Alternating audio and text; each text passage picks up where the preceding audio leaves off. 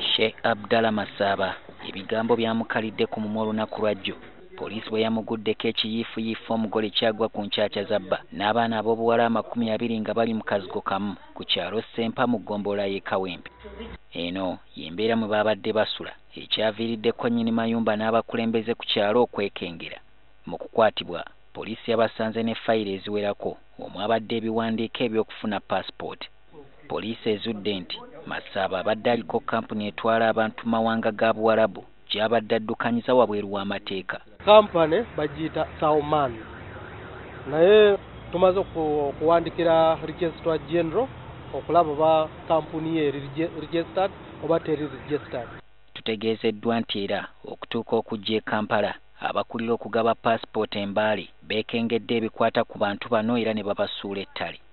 Kubanga badde bataddewo ku profession anti maid ye omukozi w'awaka yabagana okukola ki okubawa passport okujja eno Kampala.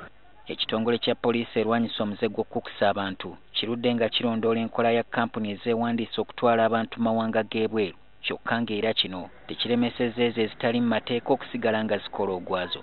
Poliisi emaliriza fayiro y'okugula emisango ku Masaaba era ng'akadde konna wakugasimbagana n'omulamuzi annyonnyole bw'abadde akukusa abantu n'okuddukanya kampuni erowoozebwa obutaba mu mateeka. Tusuubira nti enkya tuyinza okutwala fayiro yaffe omuwabu wa gavumenti atulabulemuko. Abawala abaamukwatiddwa nabo bo baakuzzibwayo mu bifo eby'enjawulo gye baggiddwa ng'abasinga baavudde e Mbale. Solomon Kawesa, NTV Akawungeezi.